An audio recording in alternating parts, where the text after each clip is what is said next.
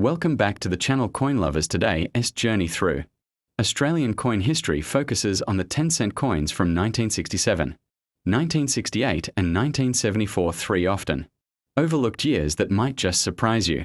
We will explore how these coins were made, how to spot valuable ones, what they are worth today, and introduce a fantasy for those of you dreaming about ultra-premium designs. So grab your change jar, you might already own a small piece of Aussie numismatic treasure. Let's get started. Let's begin with the coin's design. The reverse of the 1967 10-cent coin features a beautifully stylized superb lyrebird designed by artist Stuart Devlin, who crafted many of Australia's decimal coin designs. The lyrebird, known for its elaborate tail and incredible mimicry, is a perfect emblem for Australia's natural uniqueness. On the obverse we have the young Queen Elizabeth with the portrait sculpted by Arnold Machin. This was the first decimal portrait used in Australian currency and remains iconic. The coin is struck in Cupro nickel, 75% copper, 25% nickel, weighs 5.65 grams and measures 23.60 millimeters in diameter. Despite its simplicity, the 1967 10C has design elements that continue to resonate with collectors and history buffs alike. Now for the mintage figures. In 1967, the Royal Australian Mint produced approximately 26.6 million 10-cent coins for circulation, a fairly high mintage, making the coin quite common in circulated condition. For this reason, if you have a worn 1967 10C coin, it is typically only worth face value 10 cents unless it's in exceptional condition. But as with all coins, rarity is not just about how many were made, it's about how many survive today in pristine, uncirculated condition or as part of collectible sets, and that's where we start to see value open up. Coins that have been well preserved for over 55 years, especially those graded or stored in official mint packaging, can demand far more than their face value. Let's talk value. A circulated 1967 10C coin in average condition is only worth about 10 cents to 0.30 Australian dollars, but in uncirculated or near mint condition the price rises significantly. Uncirculated examples can fetch anywhere from $5 to 25 Australian dollars depending on grade and market interest. If you manage to find a proof versio, these were not officially issued in general circulation in 1967, but a limited number of proof coins were produced as part of proof sets. They can be worth $30 to 60 Australian dollars or more. Coins graded by NGC or PCGS with high marks like are especially sought after, and collectors are often willing to pay a premium for slabbed examples. That brings us to the topic of Royal Australian Mint subscriptions and coin sets. While the formal subscription model wasn't as established in 1967 as it is today, collectors could still purchase annual coin sets from the Mint. These would include all denominations from 1 cent up to 50 cents, struck to either BU Brilliant uncirculated or proof standards. If you were lucky enough to acquire or inherit a full Mint set from 1967, you have one of the earliest decimal era collector sets, which holds both historical and monetary value. These sets are typically housed in hard plastic display cases or sealed envelopes and can fetch $80 to 150 Australian dollars on today's market depending on condition. So what would a coin subscription style set featuring the 1967 10C coin look like? Since individual coin subscriptions were not as formalized at the time, let's imagine a curated or compiled collector set featuring examples of the 1967 10C. Such a set might include a mix of high-grade uncirculated coins from proof sets, and maybe a few errors or variations if all coins were uncirculated, especially in mint-sealed packaging or slabs. That set could easily be worth $300 to 800 Australian dollars depending on grades and inclusion of rarities. For someone collecting with investment in mind, this type of set would offer excellent diversity preservation and long-term historical value.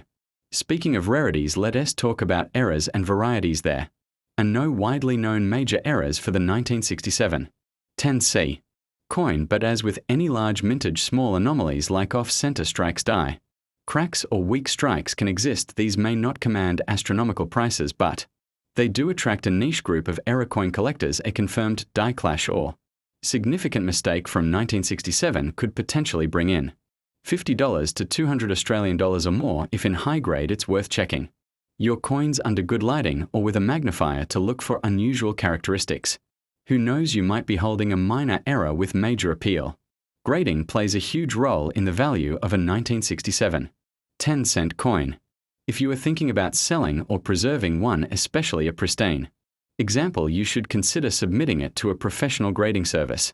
Australian collectors tend to use PCGS NGC or ANACS, all of which offer grading slabs that authenticate and preserve your coin while boosting its resale value. A coin graded or better instantly becomes more desirable.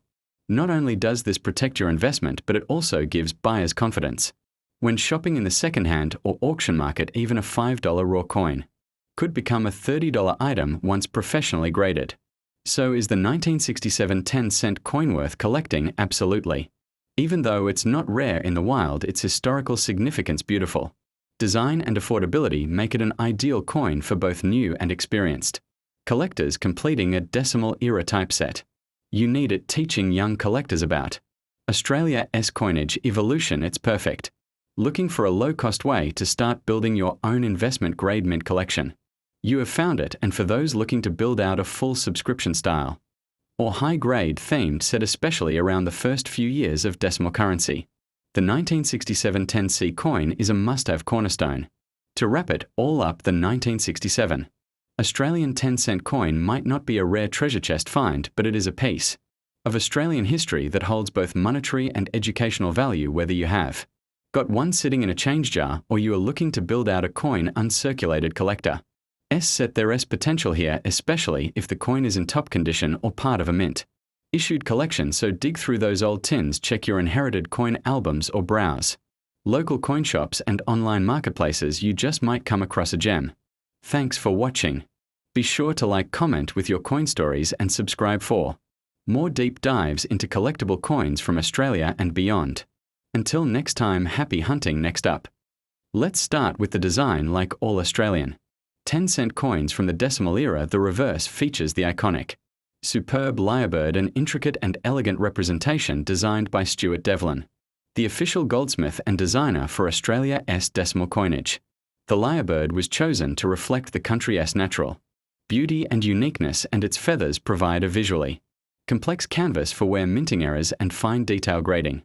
On the obverse is the second definitive portrait of Queen Elizabeth created by Arnold machine, which was used across British Commonwealth nations in the 1960s and 70s. This coin is made of Cupro nickel 75%, copper 25% nickel, weighs 5.65 grams and has a diameter of 23.60 mm, making it consistent with the current 10-cent coin size. The mintage figure for the 1968 10-cent coin is actually quite substantial. Approximately 41.5 million were struck at the Royal Australian Mint, making it common in circulation at the time and still widely available in change and coin shops today. Because of the large mintage, a circulated example in average condition holds minimal monetary value, usually only face value 10c to 30 cents. Unless found in exceptional condition, however, it's not always about rarity. As you will see, uncirculated coins, particularly those with high quality strikes, hold considerably more value for collectors, and the 1968 issue has plenty of appeal in pristine form. In terms of value, let's break it down. If you have a circulated 1968 10-cent coin, it's usually worth only around 10 cents to 30 cents AUD. But if you've managed to find one in uncirculated or mint state condition, the value increases significantly. High-grade uncirculated coins can sell for $5 to $15 AUD, and if they are professionally graded as or higher, they can fetch $30 to $60 or more, depending on the coin market and demand. As for proof coins, the Royal Australian Mint issued a proof set in 1968 which included the 10C Piece A proof 1968 10C in perfect condition with full mirror fields and no blemishes, can command $50 to $100 AUD, especially when slabbed by companies like NGC or PCGS. Let's talk about the subscription and mint set side of things. While monthly or annual subscription style coin collecting was not as formalized in 1968 as it is today, the Royal Australian Mint did issue annual proof sets and mint sets for collectors. These included all 6 decimal denominations of that year, from the 1 cent to the 50-cent coin. If you own a 1968 mint or proof set, you are holding a valuable slice of numismatic history. These sets are usually presented in sealed plastic cases or velvet-lined boxes and A complete 1968 proof set today can sell for anywhere from $120 to $200 Australian dollars depending on condition and packaging. The 10-cent coin in these sets is struck to a much higher standard than circulation strikes, showing off the lyrebird design in brilliant detail. So what would a coin 1968 10-cent collector S bundle look like, and what might it be worth? Let's say you compiled a set of uncirculated or near mint 10-cent coins, whether from Rolls mint sets or sourced individually. If all coins are in high uncirculated condition, the value could range between $300 and $600 Australian dollars, with premiums added for coins that are certified or particularly well struck. If the set includes any errors, die varieties, or proof specimens, the value increases further. A collector seeking to build a bulk year date set might pay even more if the set is graded or housed in a custom display folder or presentation case. Speaking of varieties and errors, it's always worth checking your 1968 10-cent coins closely. While there are no major confirmed widespread errors for this issue, small mistakes like die cracks, cuts off center strikes, weak strikes, and planchette flaws can exist. These anomalies, although rare, are fascinating to collectors who focus on minting mistakes. A minor error might sell for $10 to $50, while a significant mistake or double die could command $100 or more if authenticated. If you find a 1968 10-cent that just looks off, hang on to it and get it checked out. T might be more than just face value. Now let's touch on grading. For any collector looking to preserve value or potentially sell their 1968 10C coin at a premium, having it professionally graded is a wise move, especially for coins that look flawless to the naked eye. Grading services such as PCGS Professional Coin Grading Service and NGC Numismatic Guarantee Corporation offer authentication protection and a clear numerical grade. That helps justify price when buying or selling a slabbed 1968 10C in, or could sell for double or triple what a raw coin might get.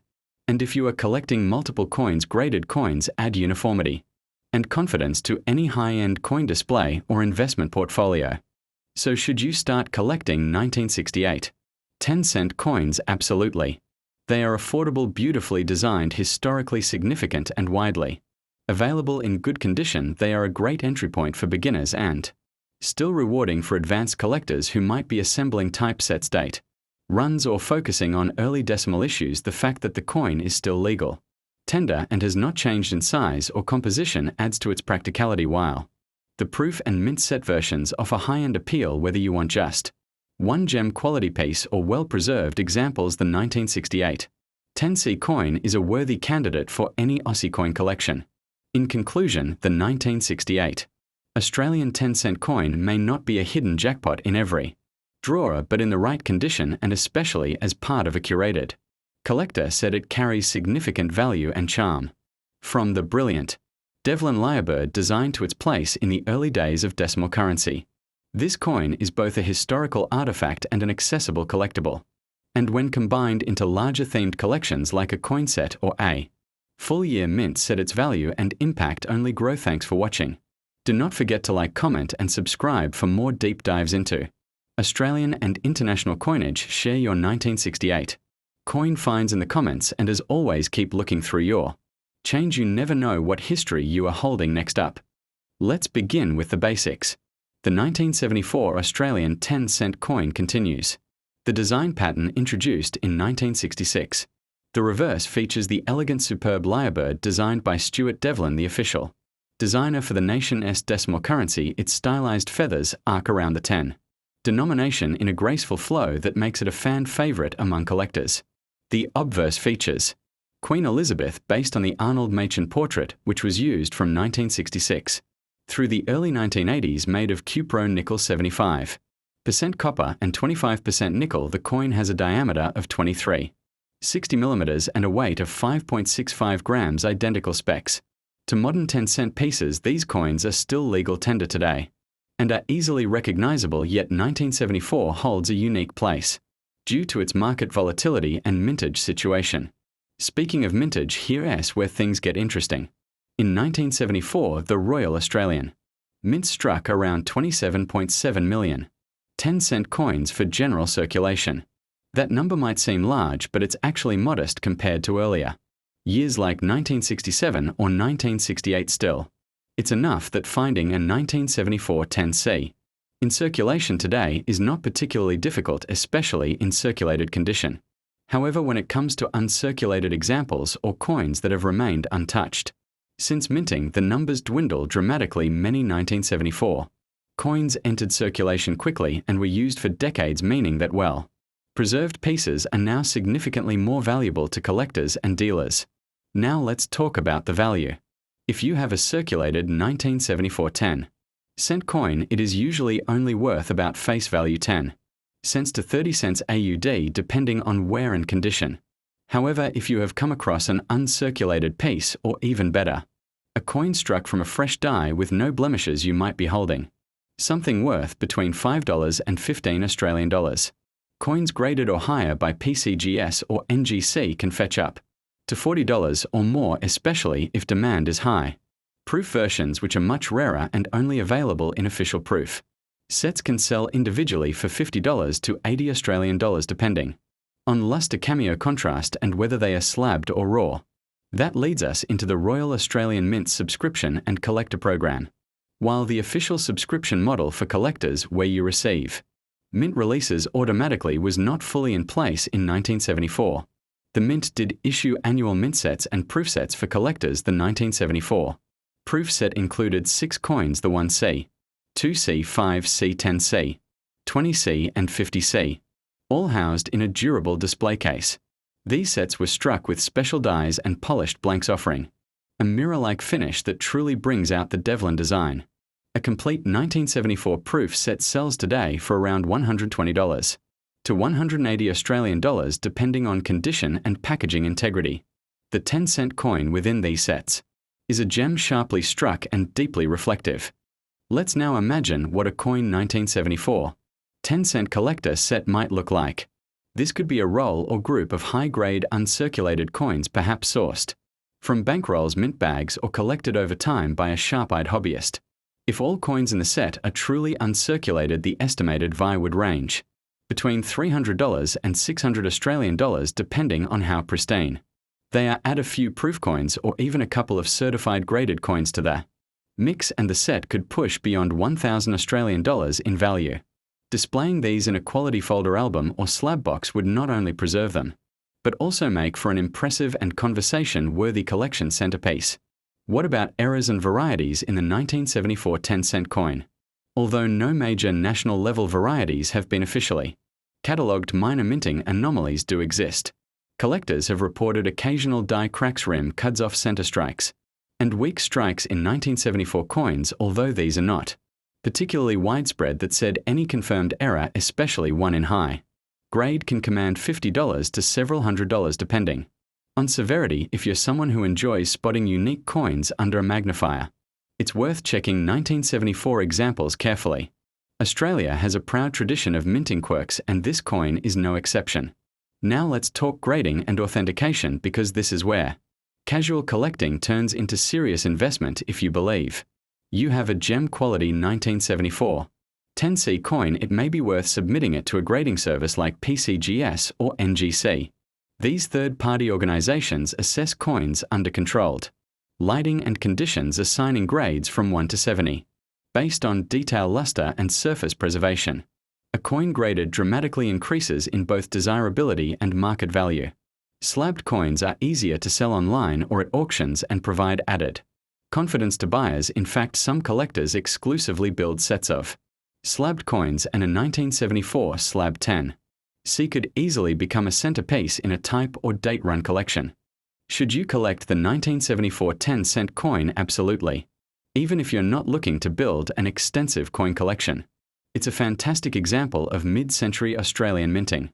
It's relatively affordable, widely available, and has great upside if found in pristine condition. For beginners, it's a low-risk coin to start practicing grading and storage.